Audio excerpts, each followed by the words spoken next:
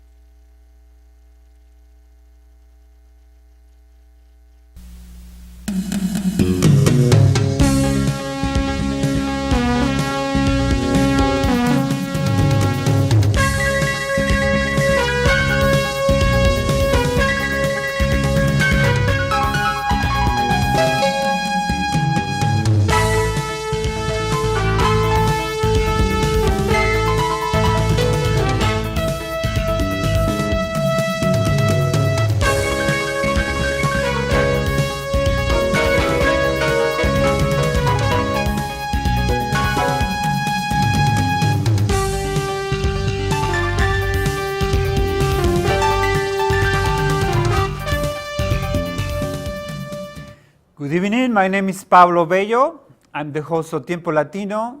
Tonight is being hosted by CTV. Let me introduce myself. I'm a journalist. I've been working as a journalist for many years all over the country, writing for weeklies, dailies, obviously bilingual in Spanish. And this is Tiempo Latino hosted by CTV. Tiempo Latino is a show for the Hispanic community and for everyone, of course. Tonight we have Rebecca Castellanos, our guest, and Medar Serrata, our guest too. They are college professors, they are poets, they are writers, and they are from Dominican Republic. Mm-hmm. And can you tell us, Rebecca, how are you tonight? Thank you very much for inviting us. Thank Pablo Bello for inviting us and the team of CTV for hosting this program, Tiempo Latino. We are looking forward to sharing time with you. All right. How are you, Medar? I'm fine, Pablo. Thank you. Thank you for inviting us. Can you talk to us a little bit about you, Rebecca? Well, I am from the Dominican Republic, and I have been here for a long time in the United States. Recently moved to Michigan 5 years ago, right? We moved together. And they are husband and wife, Mm-hmm. Yeah. right? And we both teach at Grand Valley State University. We love it there. What courses do you teach? All courses related to the Spanish major and minor. So language, civilization, culture, business, Spanish, anything, everything that will help our students. What about you, Medar? Well, I am also a professor of Spanish. My area of specialization is Latin American civilization and culture. I also teach literature courses and language courses. So, how long have you been here? Like Rebecca said, we've moved to Grand Rapids about 5 years ago, but we lived in States for many years. I've lived in New York for 2 years, Florida 13 years. Then we went to Austin, Texas, where we did our graduate studies. What did you study there? Both of us studied, did our PhD in Spanish or Hispanic literature and culture. Rebecca specialized in medieval Spanish, and I focused on Latin American, especially Caribbean literature. Medieval, wow. All right, and well, this is a little bit personal. How do you meet each other? That's an interesting story, I think. I love to tell it. It's kind of long, though. But I met Rebecca's father first. We've met in the Dominican Republic when I was just a child. He was a very well-known radio Broadcaster? presenter. He had a program similar to yours, I guess. And then we met again in Miami years later. And we used to have all these heated fights over politics and things like that. We disagreed in everything. And one day he called me to ask if I could present a book that had been just published by his daughter. So my first reaction was like, oh my God, I don't think I want to do that. But I just told him, Don Tiberio, I don't think I'm the best person for that job. I think you should contact somebody else. And he said, why don't you just read the poems? If you like them, you present the book. If you don't, you don't have to. I asked him, and how about you? Do you like the poems? And I noticed that he hesitated for a minute. So he went on saying, well, they are kind of short for my taste and this and that. And I said, well, maybe if you don't like them, there is a chance that I might. So let me take a look at them. And that's how we met. We met the day of the presentation. All right. You work also for Reuters, right, Medar? Yes. I worked for United Press International first. As a journalist? As an editor, first as translator, and then I became an editor. And after that, I worked for Reuters for many years, for about 7 to 8 years. I also translated Newsweek. They had a Spanish version. In Florida? In Florida, yes. And I did, I translated from English into Spanish. So that's how I got into journalism. But I never had a training as a journalist, so it was just, on the run, no? Yes. The march, like we say in Spanish. That is correct. Spanish. And well, tell me, why did you move to Grand Rapids? Well, do you want to answer that? Well, when we were in our last year of our studies, that's when you start looking for a job before you graduate. So we went to the MLA and met the MLA being the Modern Language Association, which is a big, the big organization. MLA. Yeah. What does it stand for? Modern Language Association. Yeah. Oh, Modern Language. Okay. Yes, it's English and other languages. Okay. Yeah. So they have a big convention, which from all over the world. It's in the United States. Usually in January, but back then, 5 years ago, it was in December. And you go there and hoping for an interview. Medar was interviewed and he was invited back to come to Grand Rapids. To work in Grand Valley Grand State Valley, yes. Oh, did I say that both work for Grand Valley State University, right? Yes. Here in Grand Rapids? Yes, and so how's life in Grand Rapids? How's life as a college professor? Well, you read an article saying that that's a very happy profession, right? That is right. Yes, it's most professors have I think it said that being a professor is one of the best jobs, basically, that you could have.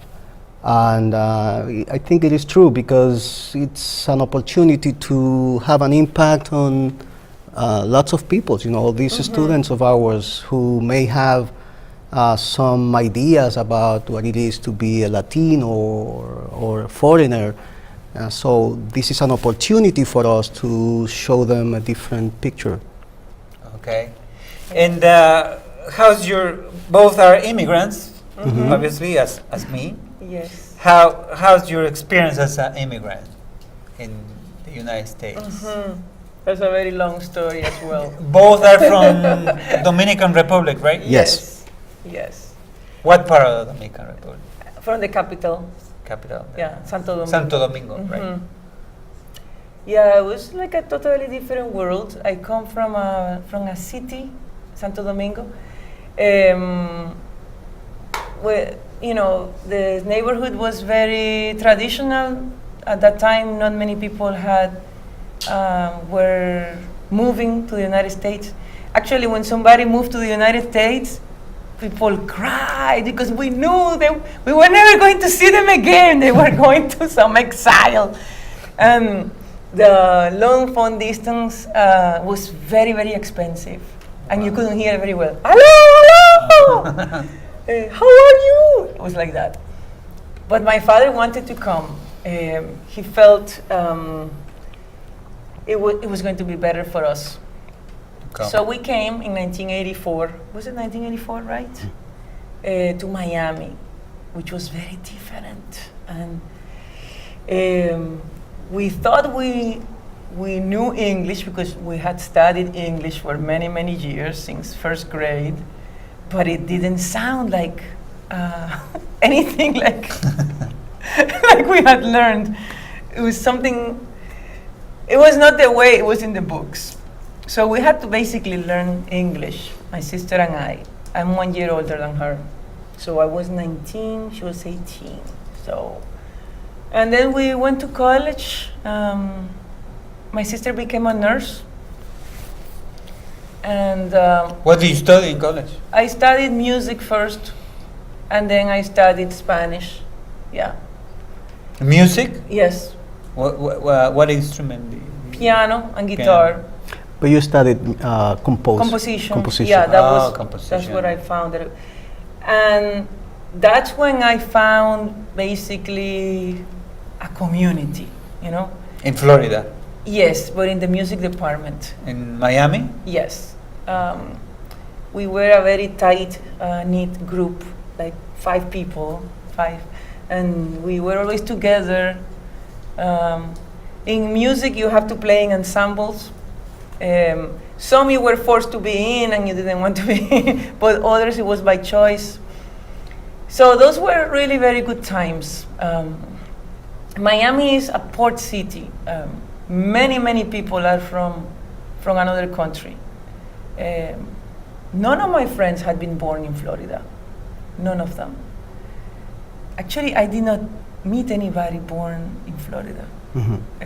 Opposite from Grand Rapids, which most people, I think, are born and raised here. Yes, not all from Grand Rapids, but maybe from Michigan.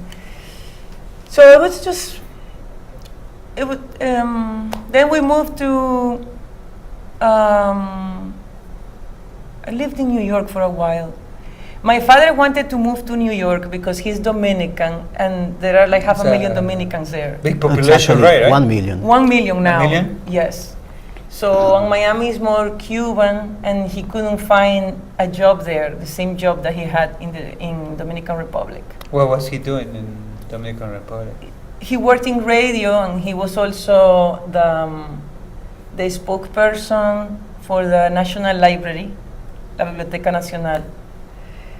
And he wanted to do a radio show because he was trained to do that, but it was not possible in Miami. So he went to New York, but we didn't want to move there and be immigrants again. No, it was like we had already gotten used to after 2 years. It had been hard and we got over it. So now again, To move. we said no. So So you stay in Florida. We stayed in Florida. What about you, Medar? My experience as an immigrant? As an Well, immigrant? I left the Dominican Republic to live in Puerto Rico first, where my father had lived for many years. And then after a few months, I decided to move to New York. My first job in New York, but let me tell you first that I was very excited. You know, when you arrive to New York, it's like, wow, you fall in love with this city. Everything It's beautiful. It's beautiful, and everything is available. You can see things that you cannot find anywhere else. Like, I think the day after I moved, I went to the Metropolitan Museum, and I saw they had an exhibit of Diego Velázquez Wow. paintings. Spaniard And painter, it was the right? first time, yes, the first time that I was so close to like a real master, painter, and I was really, really impressed by that experience, and I decided that I cannot leave this place. I cannot go back to the Dominican Republic, which I was considering at the time. So we stayed. Of course, that impression changes after a short period. A few weeks. Yeah, maybe. reality wakes you up. Like my first job in New York was actually across the bridge in New Jersey. I worked for a gas station in the coldest winter that the city had had in 125 years. So I was pumping gas there with, I think the temperature dropped once to -7, and with the wind factor, it felt like -37. Wow. Without the proper clothes. Without the proper clothes, of course, because you don't know anything about winter, right? We come from Caribbean. from the Caribbean island. So it was really hard. And then after a couple of years, I couldn't stand New York anymore, and I moved to Florida, Where it's warm. which is closer to home. Yes. And started a new life there. And you wrote poetry there, right? In New York? I wrote poetry in New York. I wrote poetry in the Dominican Republic first, where I published my first book of poems when I was about 21. And then I kept writing, and I published another book while in Florida in 1999. And how did you start writing poetry, Rebecca? I don't recall exactly why, but I think I was... Love. No, I think my father used to read poetry all the time in his radio show, and he took us as there are pictures of us, my sister and I, as little children, 4 and 5, no, younger than that. And he would ask us a question, and we would say, yes, no.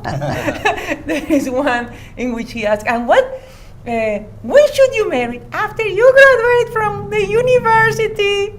And we used to say these things. And it got us somewhere. It worked. But he used to read a lot of poetry. We remember reading Rubén Darío. One of the La major Sonatina? poets La of, Sonatina, sí. more poets of Latin America, Sí. Nicaraguan From poet. Nicaragua. Sí. La princesa está triste. ¿Qué tendrá la princesa? Los suspiros escapan de su boca de fresa. Uh-huh. And I was la princesa del agua because it took me many years to... The water princess, Yes. right? Took you many years what? To stop peeing in the bed, Wetting your bed. Yes. And my sister was la princesa del Rocío, I think. Her name is Rocío, which is the morning dew. But I think, I don't know why, but I wrote a poem about a leopard when I was like 10. And then the school that I was going to had they were celebrating, I think, 200 years of the foundation of the order. It was the religious order. It was a religious school with nuns. A non school. Yes, and they wanted to write a song about the founder, Teresa no sé qué toda, and I wanted to participate, and I wrote a poem and I showed it to my professor, who was a nun, and she was not excited about it. So I was hurt and I did not present it. But my sister wrote one and set it to music, and she was invited to participate. I have to tell her something about that. I just remember that now. So she had a lot of talent. I think I frustrated her talent because because she didn't continue. But yeah, I think she got 4th place. For the poetry contest. Right? Yes, poetry and song. Yeah. What about you, Medar? Well, I think my story is similar in a sense to Rebecca's because my father was a big influence on me. He used to recite poems, in family dinners and parties. And What kind of poem? You probably know what kind of poetry. It's the kind of poetry that people recite in Latin America, like the Indio Duarte kind of poems. Remember? Okay, yeah. Have you heard of him? No. That could be performed. Yes, they are very theatrical and dramatic. Yes. And then at a very young age, I just started trying to imitate those poems. So I wrote a few things that I would be embarrassed to show to anyone. And what was your dad? What was his profession? My father, he's a businessman, and at the time he worked as an accountant. So he did that for many years. He taught accounting at a private school, and then just switched to business, dedicated himself to. So what is the reason to write poetry? You write other things than poetry? You write essays? I write scholarly essays. Yes. Yes, something that we are expected to do, and which I really enjoy doing. Really, but I have never been successful in short stories or novels. I've tried. I've written a couple of short stories, but I've never been really satisfied with it. What about you, Rebecca? What is the reason to write poetry? Well, the reason to write, when I was 16, I heard in literature class we read a poem by Vicente Huidobro, the Chilean poet. He's a Yes, a great poet. And there were 2 verses that were, the word in Spanish is insólito. It was a metaphor that I had never heard. And do you remember the something verses? about walking under the shade of your eyes, la sombra. And wow, and I remember I went home and I wrote a poem using those 2 verses, and then I went to school the next day and I showed it to my best friend who was sitting in front. I said, Rosanna, I wrote a poem. And she said, oh, you stole Huidobro's metaphor. And I said, I ripped it from her and changed it a little bit, the first 2 verses. But then I continued writing. I wrote a whole notebook. I was 16, then my best friend left the country. He went to Chile, as a matter of fact. And I was devastated, so I wrote a lot. It was very good for poetry, you know. Somehow you can express your feelings in images. It's not the same as writing a letter in prose. And so there is some some ego, some necessity to produce something original, some art, but at the same time, to say something that cannot be expressed in colloquial language. You know, it's not so easy as to say, I feel sad. It's not enough. Yeah. That's why I wrote poetry. You had to think how to say that you are sad, right? Something like that. Mhm. But then there is a separation. After it's in the page, I always tell that to my students. It's personal while it is in your head. Once it's in the page, it's not personal.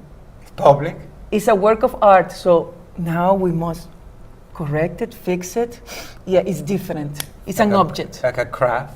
Yes. You look at it, does it work better this way and that way? And that gives you freedom at the same time. It's not biographical, you're free. It's a work of art, it's an object.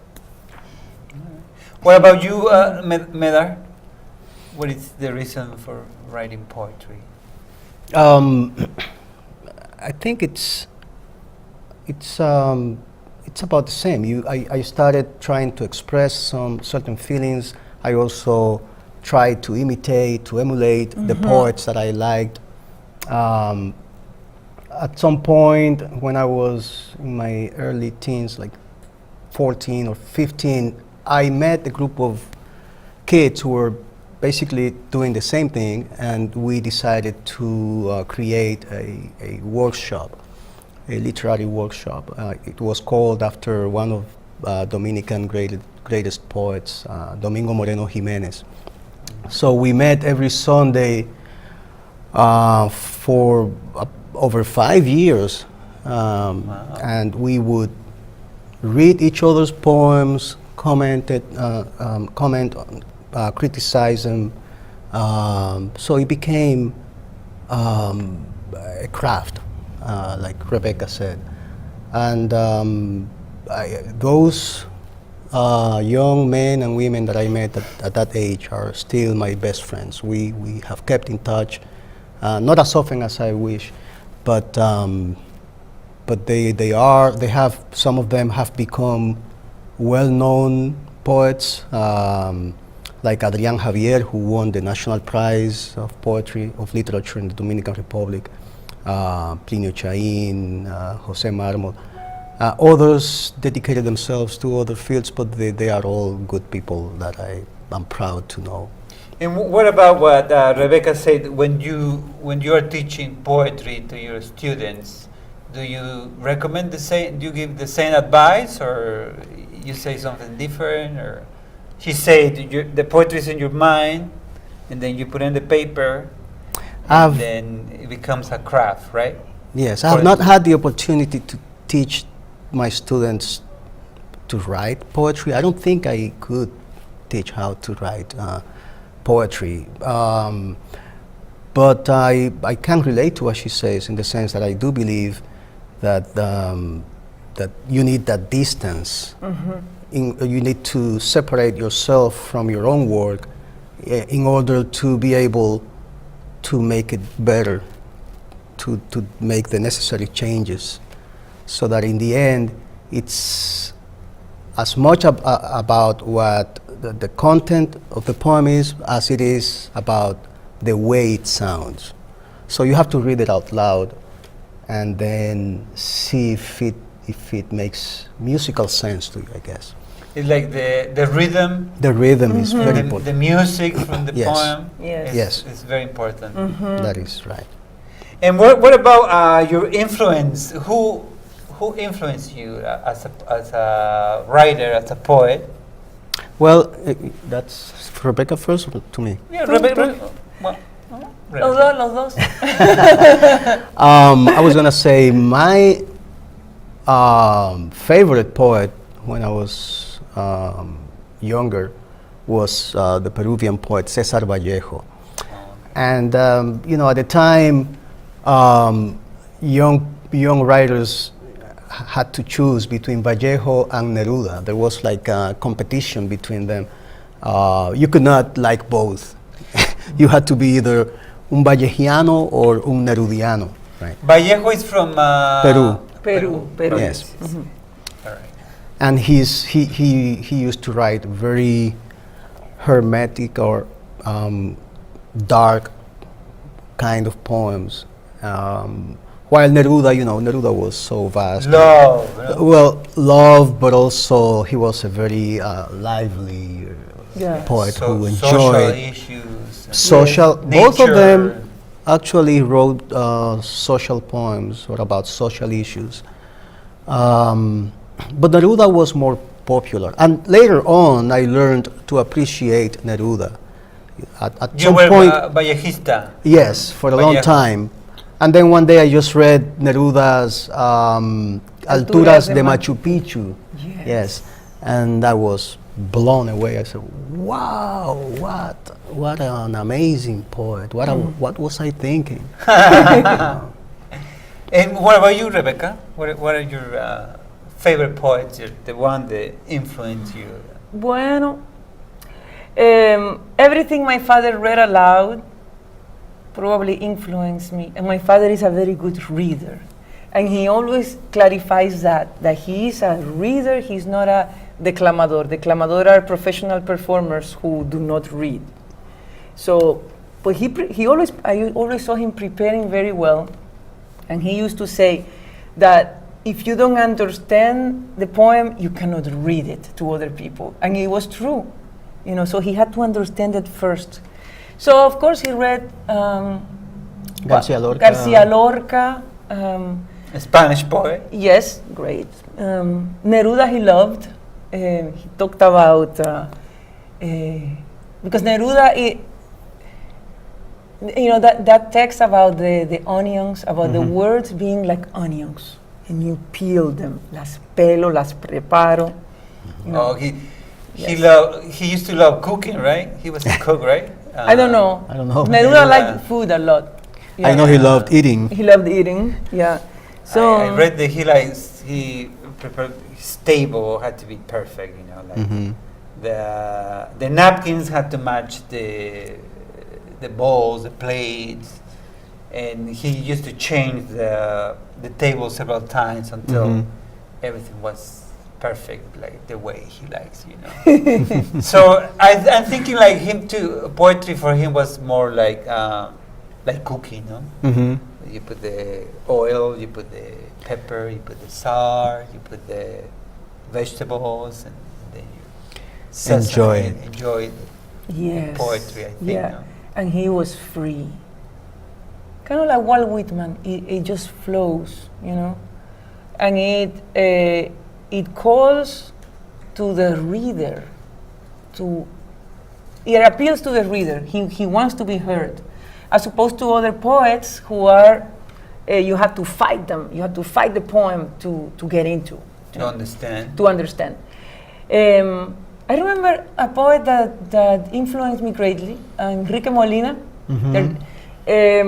From Argentina. From Argentina. His poetry is not surreal, but like the way to understand it is, let's say he would write something, I imagine he did this. He would write a poem with verses that were plain. Let's say about love, walking around, something, and then he would put lobster in the first verse. Langosta. And all of a sudden, the reader has to be on guard.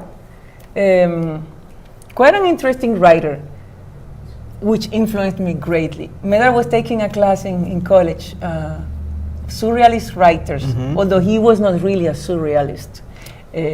Garcia Marquez. Well, Garcia Marquez, but he's not a surrealist. And not a poet. Not a poet. Okay. But he's a writer. Yeah, but maybe you thought of him as a surrealist because of his magic realism. Magic realism. Yes. Oh, that's different. Yes. Well, what do you think about reading some of your poems, Medar and Rebecca?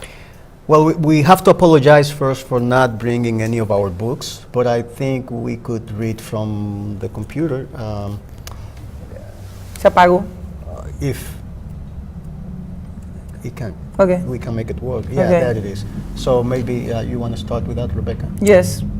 This poem is from a book that I'm preparing now called Los Instrumentos del Gozo, The Instruments of Joy. the Instruments of Joy, and it has to do with traveling back to where we are from. A return, and not necessarily to the Dominican Republic, and I play with that of home. So the theme of traveling. This one I don't have a translation, but you will see that there are some words in English because my travels have brought me to the United States. So You can call us to 616-459-4881. Please call us, ask questions to Medar, questions to Rebecca about the poetry, about the show. Go ahead, Rebecca, I'm sorry. in Spanish. It's in Spanish. Okay. But the title is in English. It's called Home. Translation, but you will see that there are some words in English. Sí. Okay, sí. Sí. Se hereda la culpa, se hereda el pecado, se hereda el trauma, la pérdida, el exilio, el recuerdo de otras calles, de otras caras que no se volverán a ver. Ayer oí decir, el desarraigo deja una cicatriz permanente. Se hereda la cicatriz. Cicatriz de mi madre. Campechuela, La Habana, Santo Domingo, Miami. Cicatriz de mi padre. Pimentel y Castillo, padre y madre, Güela, Santo Domingo. Y amigos, amigos, amigos, y calles y nombres y pasaportes, 3. And making a new home because there is no return. Home no longer exists. The house no longer exists. The streets, los amigos, el aire mismo es otro. Yo soy hija de esos seres llenos de cicatrices y también llenos de historias, de comienzos, de aventuras, de coraje, de gran coraje para abordar otra vez la yola, el barco, el avión, la nueva lengua, otras calles y hacer un nuevo home. Yes. Talking about all the travels of my father, my mother, myself. Very good, very good. And now it's Medar turn. Su turno, por favor. Okay.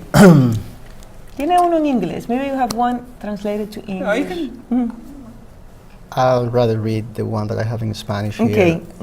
It's called Paisaje con bachata al fondo, which means landscape with bachata as a background.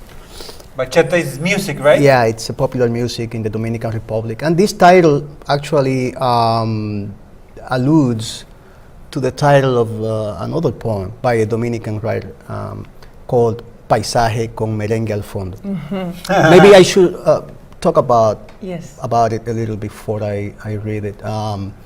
This is a poem that has a lot of echoes of other poems from the Negrista tradition. You know, the Negritude movement from the 1930s and 40s was a movement that tried to recover the African heritage.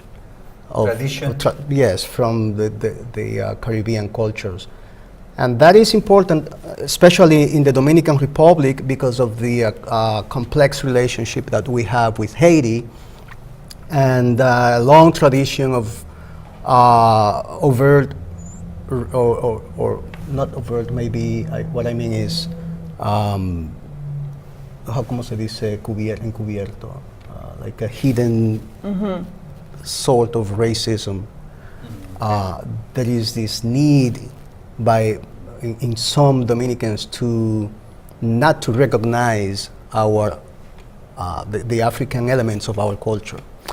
So This has to do with Trujillo. Yes. He wanted to be white, right? He was Well, like a mestizo, no? He was a mulatto, Mulatto. yes. Oh, mulatto. His grandmother was actually Haitian, but his minions would tell the story of being a descendant of some French count or something to hide that element of his Haitian So this origins. is in part the heritage of dictatorship, right? Yes, exactly. Yes. We are still living that, the hatred or the pains of that the dictatorship caused in many people, and the ideology. Yeah, I wanted to talk about that the place where the poem happens. It's very important also in terms of identity is La Ciudad Colonial, the old colonial city. Of the time of, I mean, we're talking 16th century, basically. The first city built by the Spaniards in the Americas. Exactly. That's something that Dominican historians are That- felt so- proud of. So Colón arrives near to Dominican Republic? Or? Columbus arrived Guanani primero. in Guanani first. Guanani. One Is of that near to Dominican Republic? That's in El Salvador. the Lesser Antilles, That's the first time they saw land, that Guanani. Guanani. And then he continued and then went to Santo Domingo. Sorry for that the island. interruption. Yeah. Yeah, and the poem mentions some names. One of them is Manuel de Jesus Galvan, who is the author of a novel titled Enriquillo. And Enriquillo is a historical character, an indigenous cacique who rebelled against the Spaniards. So you'll hear a lot of allusions to other works in the poem. Paisaje con bachata al fondo. En la ciudad colonial que soñó alguna vez Manuel de Jesús Galván, no había un solo negro. Ni un negro, oh extraña maravilla, bailando por compás de un tamborino. En los minas, los niños, negritos azabache, aún leen Enriquillo. ¿Quién iba a decirlo? Manuel de Jesús Galván, Manuel de Jesús Galván, los minas sigue allí, tus indios ¿dónde están? Manuel de Jesús Galván. Cantan los coqueros bajo los cocales canciones de celos, jazz por los contenes, rueda la cerveza, ruge la bachata desde las bocinas, la china sonriendo se para en la esquina, fulano de tal pasa en su Mercedes por el arrabal. Qué de vagos, qué de vagos, qué de cueros, cómo muestran sus aceros raudos los cuchillos. ¿Dónde está Enriquillo? ¿Dónde los plumajes y las cortesanas? ¿Dónde los enredos de capa y espada? ¿Dónde está la ufana María de Toledo?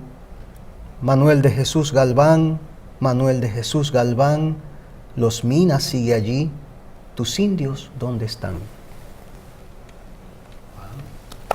Bravo, bravo!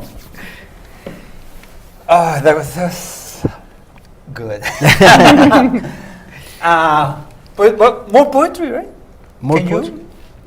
You have Okay, more Rebecca, poem? You other have poems? one in translation. Well, I to have English? a poem translated into English, which it sounds different, as you may imagine.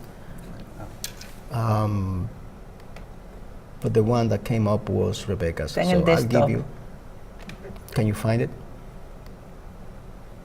Okay, here it is. The title is Portrait of the Painter Carlos Goico. Retrato del Pintor Carlos Goico, and it is dedicated to a Dominican painter who lost his mind and just, lived in the streets. And he would sell his paintings for anything. He would paint on anything he found, scraps of paper, anything, and he would sell that basically to They eat. said Schubert, I guess he's German, right? He used to pay his food with music. Mhm. He can write a song for the owner of the restaurant and write a song right there in, I guess, 10 minutes or 20 minutes and pay Well, Okay, it's a he's full with a- similar, it's with a a similar poem, no? story With a- then. With music, in this case, with paintings, right? Yeah. So the translation of the poem goes like this. In a painting by Goico, I am looking alone. I see the lines and colors of despair.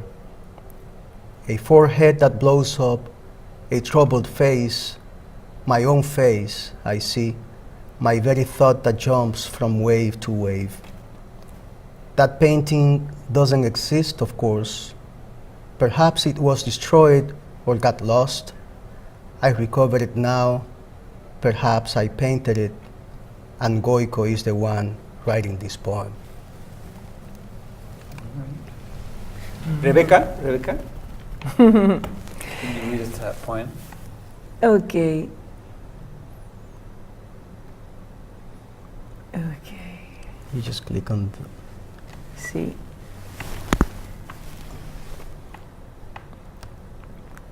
No, that's No. the internet. Okay. Ah, okay. No, it's the other one, right? Is it here? Mhm. Okay. So, this poem, I wrote it, was it last year or the year before when we went to Cadiz. We went to Cadiz for a Spain? conference. Yes, it's the oldest European city that has been continuously inhabited, founded by the Carthaginians, then the Romans and many other people, you know. So it's a city by the sea, and from there we went to visit a friend to Morocco. But before we went to Cordoba. Spain too. Yes, which was a very, very important city in the Middle Ages. Cordoba? Cordoba, yes. Oh, why was that? In the the 8th, 9th century, there was a very famous school of translators. So they would come from all over Europe, north of Africa, you know, the whole world, to study Latin and translation. So they did Latin, Greek, and Arabic, which was the language of culture. So, and we went to visit the old mosque, which is preserved, partly destroyed. When Cordoba was conquered by the expanding kingdoms of the north, in Christians. there were Christians in the was in the 12th century, I think, or late 12th century. They destroyed part of it to build a church, but some of it is preserved, and you see both. In Both one side, churches. in one side the Christians' church, and in the other side The mosque. And if you look carefully, in the part that is supposed to be the mosque, the church, there is the arch, the Muslim arch, part of the Muslim architecture, very beautiful, and the Christian timpano, part of the, it was a feature of medieval churches, which was used to teach people the sacred history. People couldn't read and write, so they would, in the timpano above the door, they would present an image. So you would see Christ being born here, and then if you continue, Christ in the cross, and so I had an impression upon looking at that city, something very familiar, coming full circle. De aquí salieron los barcos, bajo el arco de herradura, el tímpano historiado, silencio. Acaricio una columna, trato de sentir, tocar, estar aquel día hace muchos años. Y hoy yo vuelvo, traigo de vuelta a la Virgen convoyada con plátanos, con yuca, con mangos. Piedras que son historia, dicen. Piedras, evidencia de vida, digo, de existencia negociada cada día. Antes encendíamos velas, más tarde no comíamos cerdo. Hoy adoramos la cruz, mañana quién sabe. Aquí oramos, aquí sufrimos, aquí nos hicimos los tontos, doblamos la rodilla, bajamos la mirada, aguantamos la risa, celebramos bodas, repetimos chismes, dimos el diezmo. La ciudad se repite. Córdoba es una repetición de Santo Domingo, es una repetición de Salvador, es una repetición de La Habana, es una repetición. Ahí termina. Very good, very good. Well, we have less than 10 minutes. You want to read more, Medar? Oh no, I don't have anything else to read. It would be hard to find, but Rebecca can. I would look for something in English to see if I have, but I would need like 1 minute to look. Well, I see the. Well, you can. Because it would be cruel to continue. But we cannot wait for 1 minute. Do you want to continue with other topics? Maybe what she finds her Yeah. her poem? We can talk Okay. about. We can talk about beautiful city of Grand Rapids. Oh yeah. Oh, you have a point for Grand Rapids? Well, I have a poem that I don't have with me about the walks we take in Grand Rapids. One interesting fact about us is that we don't have a car, Yeah. right? We don't drive. I want to mention that. So Yes. we walk everywhere, and it's a different city when you walk than when you drive. Yes. When you drive, you don't have time to look at the buildings or the people, the gardens.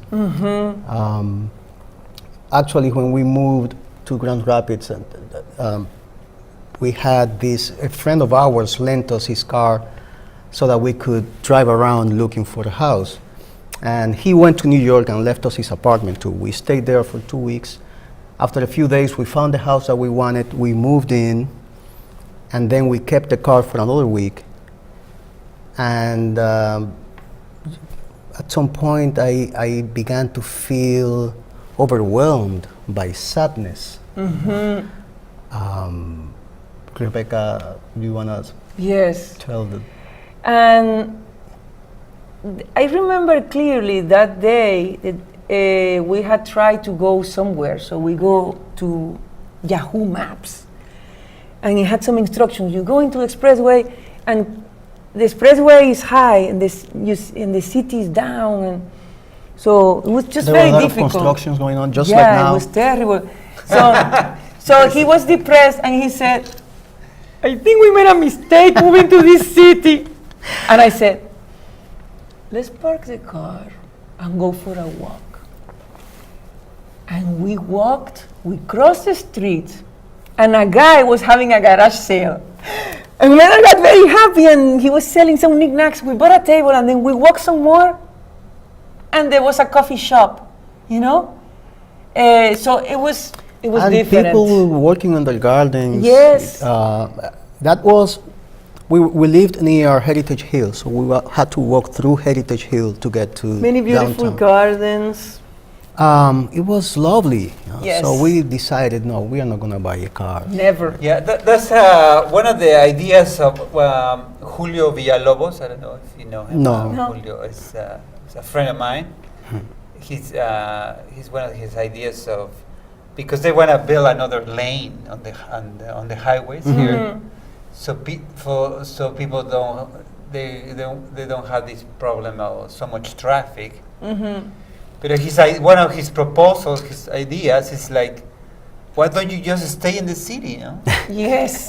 Why you had to drive 10 miles to Rockford or 20 miles, so I don't know how many miles people drive to come to the city to work here.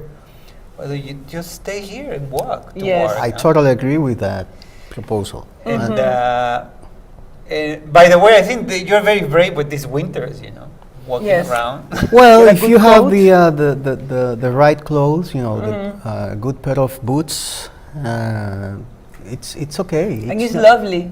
Yeah. The snow, which is never the same, never. There is liquidy one that falls like this. There's the one that goes like this.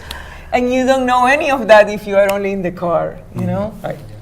And driving in winter could be a very Challenging. challenging experience Dangerous. Yeah. too. So. And well, I want to mention something. A friend of mine, I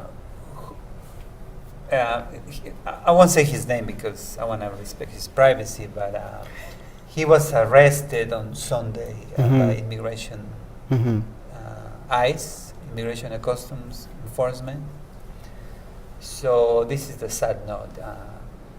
They just told me today that he was arrested. And the worst thing is that he was applying to get his green card to his residence. And somehow ICE, Immigration and Customs Enforcement, arrested him. So what do you think about this as immigrants?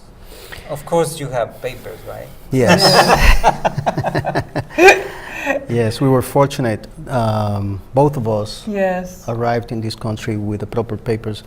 A lot of people are not that lucky. They have to go through lots of things just to be able to work and make a living in this country. It is sad.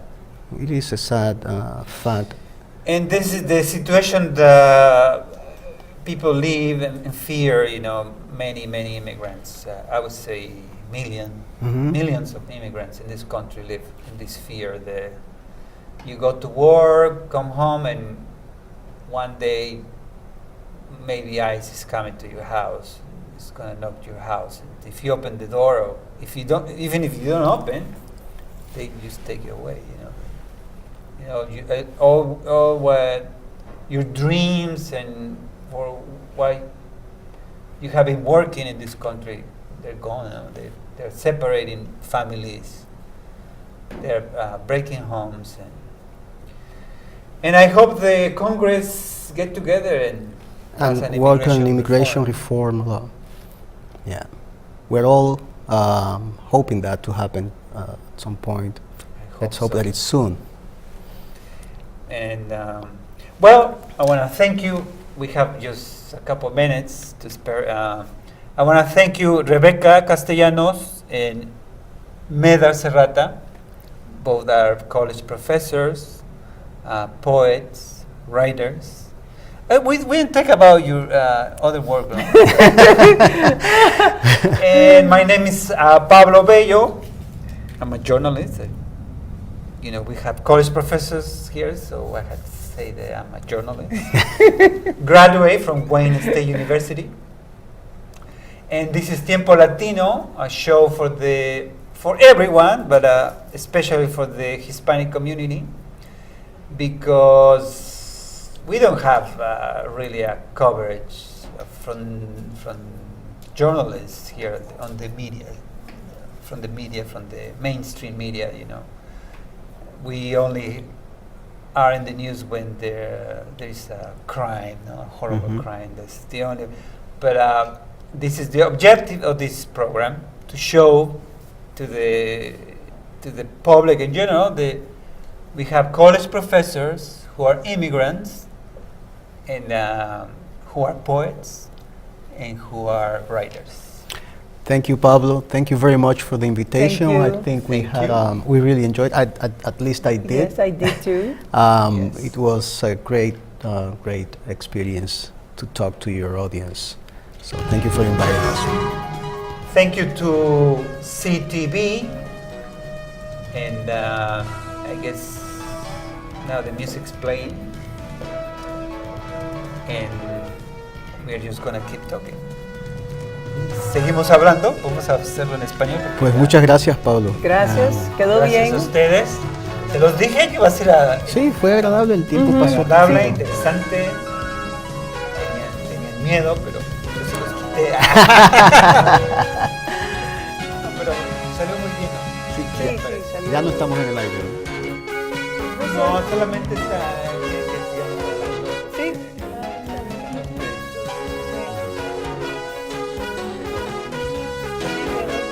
Fluyó,